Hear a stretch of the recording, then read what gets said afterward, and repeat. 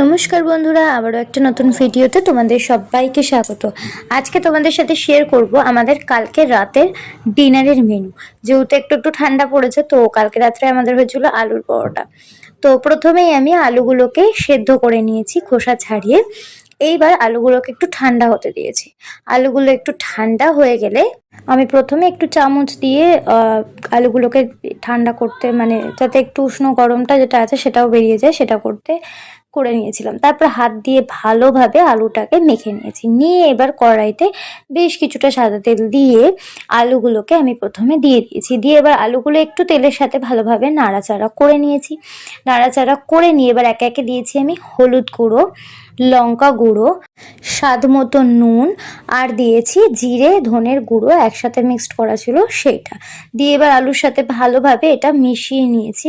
মেশানোর পর দেখো পুরটা বেশ তৈরি হয়ে গেছে। এবার একটুখানি ধনেপাতা কুচি আর কাঁচা লঙ্কা কুচি দিয়ে আবারও ভালোভাবে সবটা মিশিয়ে নিয়ে নামিয়ে নেব।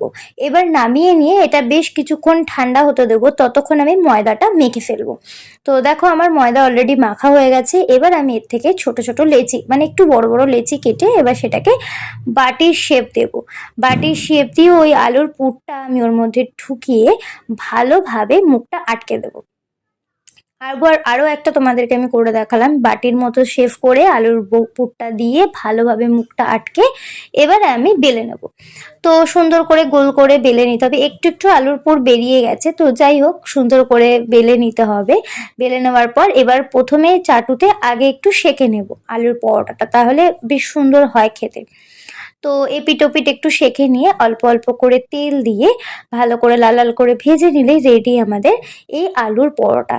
তো শীতকালে গরম গরমে আলুর পরোটাটা খেতে সস দিয়ে খুব সুন্দরই লাগে। আমি আর কোনো রকম তরকারি বানাইনি, এই আলুর পরোটা সস দিয়ে খেয়েছি। চলো তোমাদের সাথে আজকে আমি একটা রিভিউ শেয়ার করব। তো দেখো রিভিউটা কেমন লাগে তোমাদের, তারপরে কথা বলছি আবার।